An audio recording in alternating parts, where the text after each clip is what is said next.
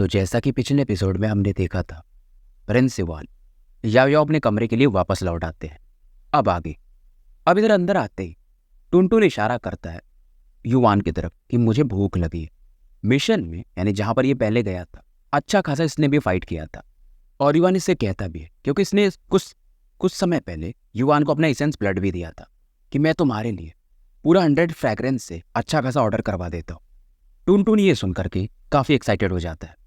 इधर याओ याओ ये फाइनली नहा वगैरह करके बाहर आती है और उसके बाद इनकी बात होती है कि तुमने कहीं कुछ गलत तो नहीं किया, मतलब मिशन सही से निकल तो गया। युवान इसे अब अपनी पूरी स्टोरी बताता है और किंग यू से मिला था, इन सब भी चीज़ों को ये इसे बताता है। अब इसके बाद ये इससे पूछता है कि तुम्हारा मिशन कैसा रहा, क्योंकि इतना तो समझ चुका था चूकिंग वगैरह को देख करके कि कुछ तो खतरनाक ही मिशन था। याओ याओ इस समय एक ड्रैगन सप्रेसिंग वुड निकालती जिसकी वजह से इसने चूकिंग और येगे की भी जान एक बार को मुसीबत में डाल दी थी। अब युवान इससे चूकिंग के बारे में पूछता कि मतलब वो कितना स्ट्रांग है। याओ याओ इतना ही बताती कि वो बंदा काफ़ी स्ट्रांग, बैटल में वो अपना ज़्यादा पावर यूज़ नहीं करना चाहता। अगर उसे पता है कि मैं फाइट करूंगा और 30% पावर यूज़ करके भाग जाऊंगा तो वो भाग जाएगा, पर बैटल नहीं करेगा। वो जस्ट तुम्हारा अपोजिट है, तुम अपने को पुश करते हो लिमिट तक और वो बंदा वो अपने को कभी पुश करना ही नहीं चाहता। और इवान इससे कहता भी है कि अगली बार आप कोई भी मिशन पे जाओगे मैं साथ में चलूंगा।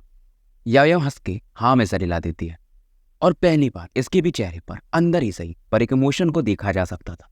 इधर युवान ये 2 दिन तक कहीं जाता नहीं। इसका जो first tie green would mark था वो कंप्लीट हो चुका था। अगले दिन की सुबह में प्रिंस इवान ओल्ड जुआन से मिलने जाता है, पर तभी बीच में एक डिसाइपल मिलता है जो कि इसे बोलता है पहले आपको डाओ सीकर हॉल जाना पड़ेगा, क्योंकि इस बार जो कंपटीशन होने वाला है चीफ डिसाइपल का, उसके लिए वो लोग आ रहे हैं। और साथ में इसके याओ याओ और टुनटुन भी उधर निकल जाते हैं। और जब ये पहुंचते हैं तो यहाँ पर पहले से काफ़ी भीड़ थी।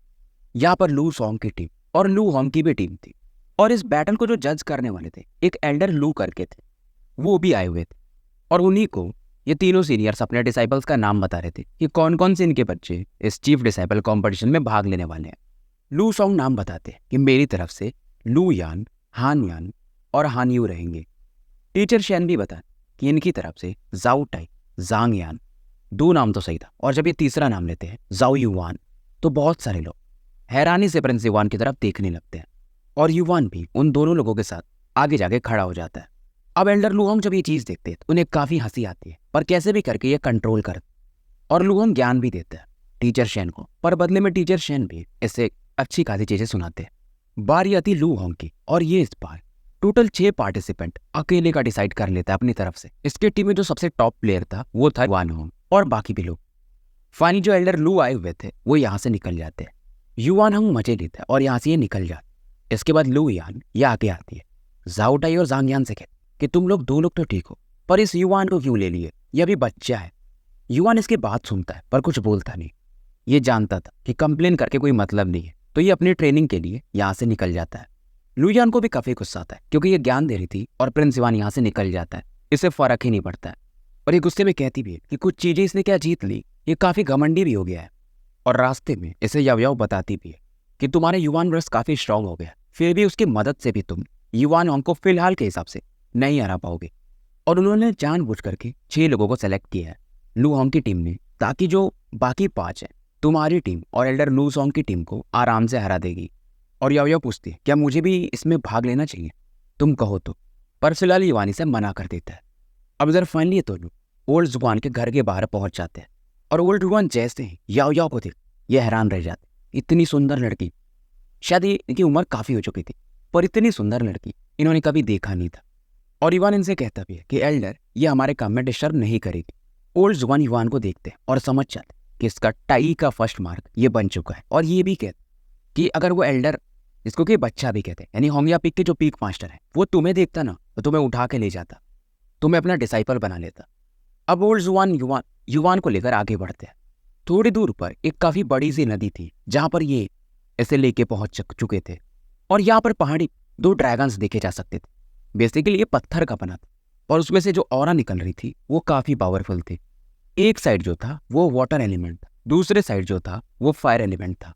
और दोनों जब किसी की बॉडी पर गिरती है तो उसकी बॉडी को टेम्पर्ड किया जा सकता है, ऐसा जुआन बताते हैं। और ओल्ड जुआन कहते भी अगर तुम्हें मिथिक सेंट बॉडी मास्टर कर तो ये ट्रेनिंग तो तुम्हें करना ही पड़ेगा। और ये भी बताते हैं कि एंसेस्टर कांग जुआन वो यहीं पे ट्रेनिंग करते थे। अभी जो दोनों ड्रैगन्स थे इन पर टोटल 18 स्किल्स थे। तो अगर पहला स्किल अगर एक्टिवेट किया गया तो जो फायर और वाटर पावर होगा वो थोड़ा कम होगा। 18 अगर एक्टिवेट कर दिया जाए तो क्या ही लेवल का पावर होगा, और उसे सहन कर पाना वो भी काफ़ी कठिन होता है। और एंसेस्टर कांग जुआन वो 18 पावर के साथ एक साथ ट्रेनिंग करते थे।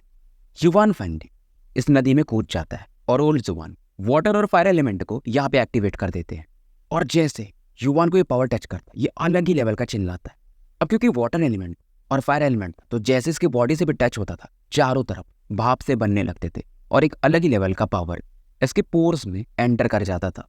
आधे घंटे के बाद युवान अपनी लिमिट तक पहुंच जाता है और बाहर आ जाता। ओल्ड जुआन कहते भी कि काफ़ी अच्छा समय है पहली बार के लिए। बाहर निकलने के बाद ही अपने टाई मार को यूज़ कर और अपनी बॉडी को हील करने लगता है। और युवान दोबारा से पहले एक बार याओ की तरफ देखता है, फिर इस पानी में फिर से कूद जाता है। ओल्ड जुआन भी हैरान होते हैं कि इस बंदे का विल पावर ये सच में काफ़ी अमेजिंग है। युवान उधर ट्रेनिंग कर रहा था और याओ इस दौरान ओल्ड जुआन की तरफ देखती है कि आप चाहे तो मुझसे बातें कर सकते। और ओल्ड जुआन इसके बगल में आके बैठ और इससे कहता, मैंने बहुत सारे लोगों को देखा, बहुत टैलेंटेड लोगों को देखा, पावरफुल लोगों को देखा, पर तुम्हारे बॉडी से जो पावर निकल रहा है वो मेरे दिल को भी हल्का सा भय दे रहा है। मानो तुम यहाँ की हो ही नहीं, तुम एक फिनिक्स हो जो कि यहाँ पे कैसे भी आ गई हो। याओ जो कि फिलहाल वाइन पी रही थी वो भी एक हल्की से स्माइल देती है और कहती लगता है आप मजाक कर रहे हो। ओल्ड जुआन भी कहते हैं मैं मजाक नहीं कर रहा हूँ। अब याओ भी थोड़ी सीरियस थी और ये इनसे कहती है कि आप नॉर्मली किसी के मैटर्स में भाग नहीं लेते हो, पर युवान पे आप इतने फोकस क्यों? क्योंकि याओ को एक डर भी था कि ओल्ड कांग जुआन ने एक बात और कही थी कि कोई तो इनके सेट का ही था जिसने कि इन्हें धोखा दिया था, तो हमेशा ये चौकन्नी रहती थी। अब इसकी बात सुनकर ओल्ड जुआन कहते मैं लंबे समय से वेट कर रहा था। याओ भी पूछती किसका और क्यों? ओल्ड जुआन इशारा करते कि जो सामने में पीक था सेंट जेनेसिस पीक का सबसे टॉप पीक जहाँ पे मास्टर कांग जुआन प्रैक्टिस करते थे, अगर वो सील कोई खोल दिया तो मेरे जवाब मिल जाए। याओ कहती वो सब तो ठीक, बस मैं एक ही उम्मीद करूंगी कि युवान को आप नुकसान नहीं पहुंचाइएगा, नहीं तो फिर आप भी नहीं बचोगे। ओल्ड जुआन फील कर सकते थे कि ये लड़की मजाक नहीं कर रही है। हालांकि इस दौरान ये वाइन इस समय ओल्ड जुआन के कप में देती है और ओल्ड जुआन भी कहते कि तुम्हारे हाथ से वाइन पीना शायद बहुत कम ही लोग होंगे। याओ हंस के कहती है सच बात है, और इस दुनिया में कोई वैसा है भी नहीं कि जो मेरे हाथों से वाइन पी ले। बाकी लोग रहते थे इसे एरोगेंट समझते, पर ओल्ड जुबान इसके पावर को शायद समझ रहे थे जो कि ये लड़की खुद भी नहीं जानती थी। शायद इस लेवल का पावर इवन यहाँ के जो सेक्ट मास्टर किंग यांग वो भी ना फील कर। याओ जो कि अभी काफी कोल्ड थी, अचानक से युवान बाहर निकलता है और ये हल्का सा रोने टाइप लगता। अब ये जो वाइन पी रही थी इसके मुंह से खुद ही गिर जाता और इसके चेहरे पर एक अलग ही एक्सप्रेशन।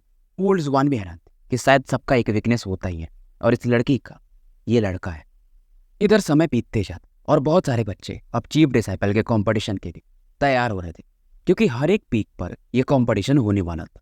और इन दिनों सबसे ज़्यादा जो फेमस नाम था वो था प्रिंस युवान, सेंट जेनेसिस पीक। और ज़्यादातर लोग यही डिस्कस करते थे कि वो युवान थोड़ा ज़्यादा एरोगेंट है। कुछ जल्दी ही उसने चीफ डिसाइपल बनने का डिसाइड कर लिया। इधर सीन शिफ्ट होता है और स्वॉर्ड कॉमेथ पीक को दिखाया जाता, जहाँ पे दो लोग डिस्कस कर रहे थे, चेस खेलते, कि ये बंदा ये काफ़ी ज़्यादा हलचल मचा रहा है इस दिनों में। ये थे जाओ जू और कॉन्ग शेंग, और ये भी डिस्कस कर रहे हैं ली किंग जान इस बंदे को कुछ ज़्यादा ही फेवर करती है।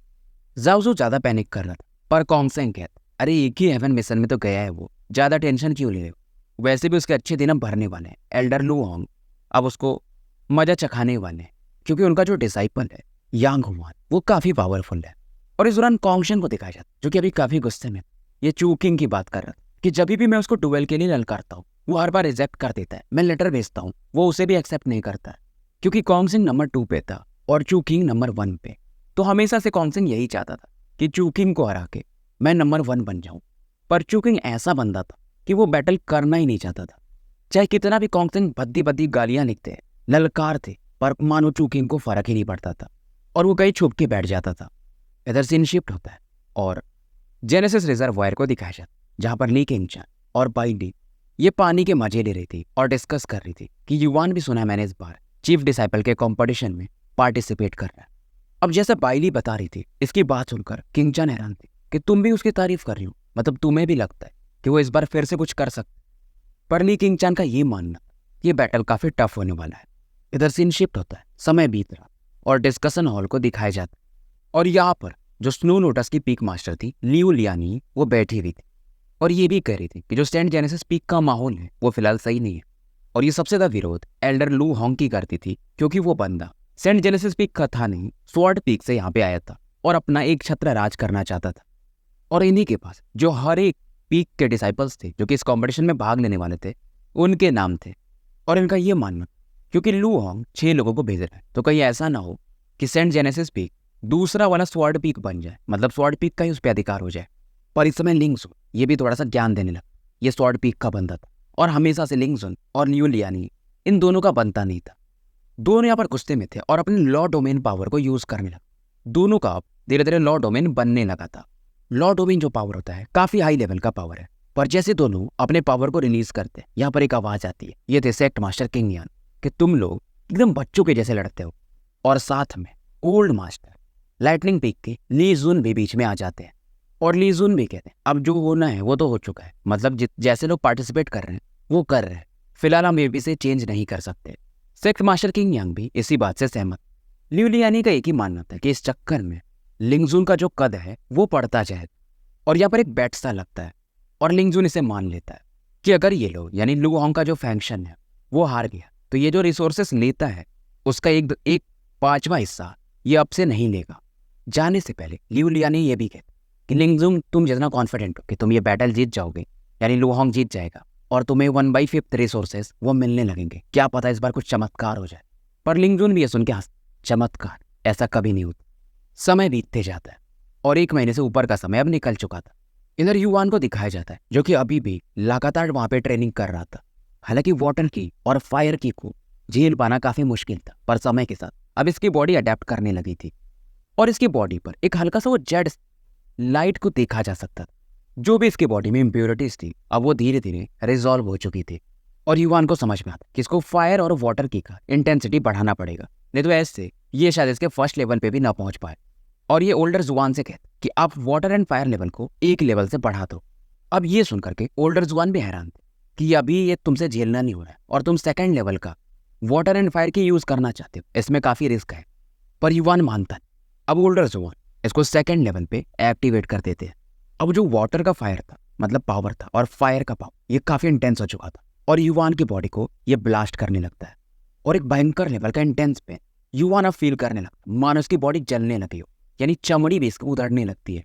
पर जैसे जैसे पेन बढ़ रहा इसके बॉडी पर जो चमक थी वो कुछ ज्यादा इंटेंस हो जाती है और युवान जो मिथिक सेंट बॉडी का जेड स्किन स्टेज माना जाता है या जिसे हम फर्स्ट लेवल भी शायद कह सकते हैं, उस पर यह फाइनली पहुंच चुका था। और इस पावर को एक्टिवेट करके ये जो हीट वेव आ रही थी और वाटर वेव इसे और ज्यादा झेलने लगा। युवान फाइनली बाहर निकलता है और ओल्ड जुआन भी इसे कॉन्ग्रेचुलेट करते हैं। युवान बोलता है कि ये आपका ही कमाल है, आपने मुझे गाइडेंस दिया। पर बदले में ओल्डर जुआन भी कहते अगर तुम्हारा विल पावर कमजोर होता तो मैं गाइडेंस देके भी क्या ही कर लेता।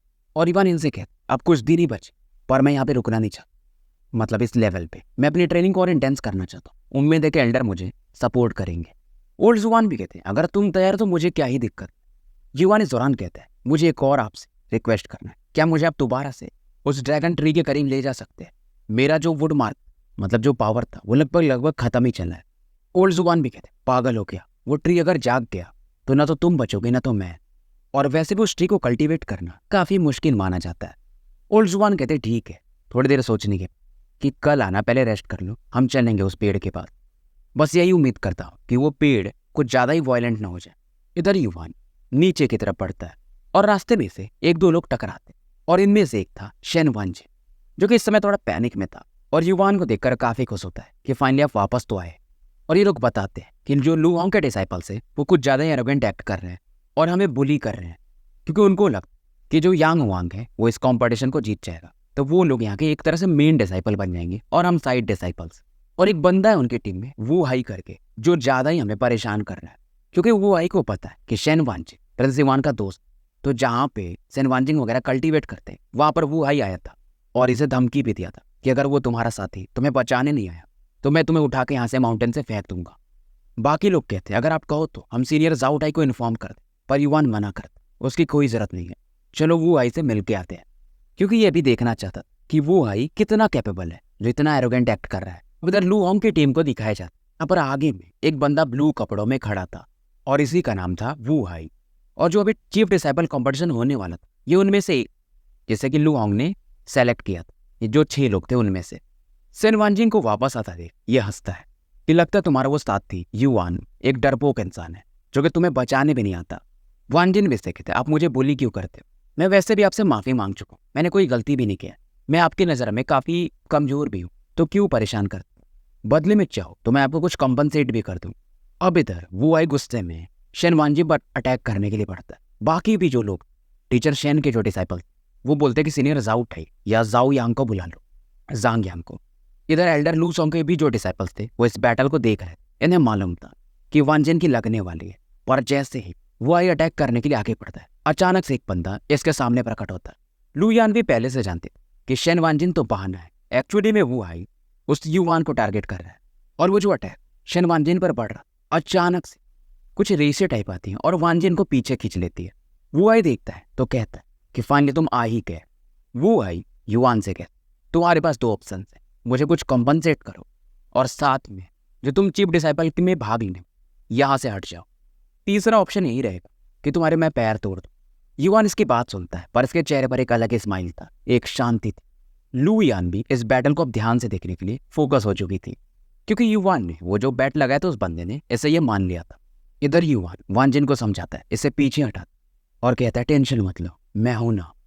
अब बैटल शुरू हो चुका था। वो आई अचानक से एक अलग ही लेवल का पावर यूज कर, शायद ये भी अल्फा के 7वें लेयर के पीक या 8वें के करीब होगा, और युवान पर अटैक कर देता है। युवान इसका अटैक को देख पर मूव भी नहीं करता। अब बाकी लोग लुयान से पूछते हैं क्या ये युवान वो आई के अटैक को ब्लॉक कर पाएगा?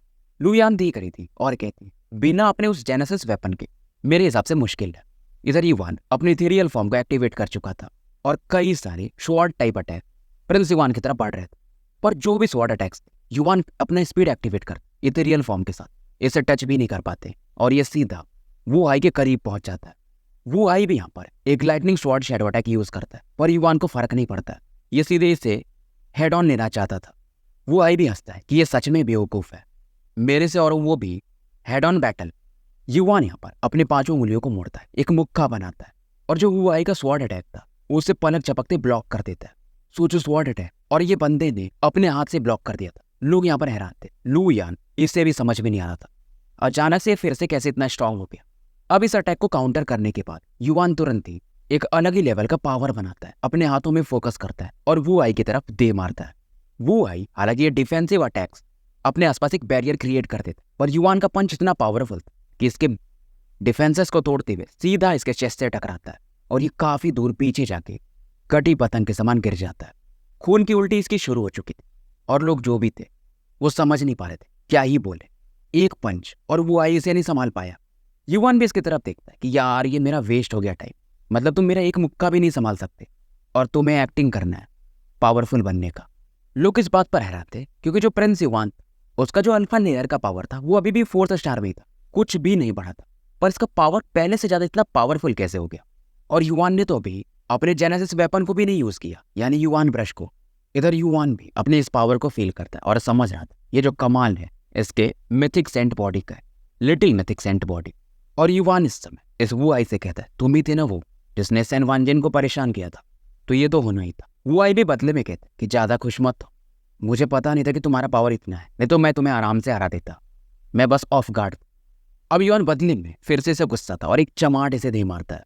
वो आई चिल्लाता है कि तुम मुझे मारोगे, बदले में युवान इसे और भी चमाटे मारता है। इसकी जो बची कुछ इज्जत थी ये पूरी तरह से मिट्टी में मिल चुकी थी।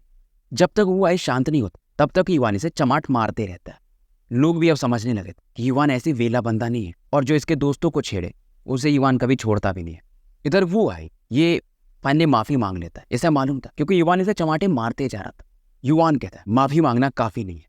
वो आई पूछता तुम्हें चाहिए क्या? बदले में युवान भी हंस के कहता 1 लाख जेनेसिस जेड। वो आई चिल्लाता है कि मेरे पास इतना नहीं। युवान इसे फिर से पीटने लगता, ये बोलता है ठीक है मेरे पास 30,000 है वो ले लो। अब जो भी जेनेसिस जेड मिलता है युवान इस समय इसे सेन वानजिन को दे देता है। वानजिन लेना नहीं चाहता था पर युवान इसे समझाता है कि चोट तुम्हें लगी है तो ये तुम्हारी नहीं है। वानजिन कहता है फिर तो वो आई मुझे फिर से एक बार मारते और तुम इसे मार के और भी ज्यादा हम फिर जेनेसिस जेड ले सकते हैं। ये भी अभी मजाक करता है पर युवान यहीं पे नहीं मान, ये वो आई से कहता आप कुछ समय पहले वानजिन को इस पहाड़ी से फेंक रहे थे तो आप भी इस पे से कूद ही जाओ।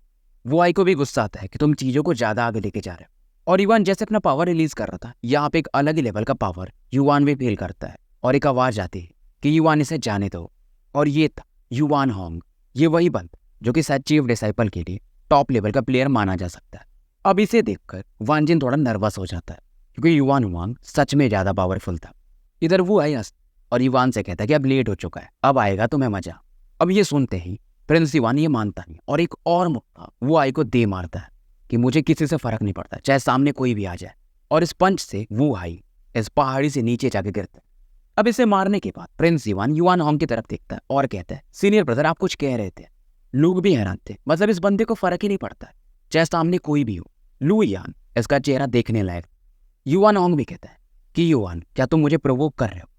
तो स्टोरी को यहीं समाप्त करते हैं और मिलते हैं फिर कल एक नए वीडियो के साथ।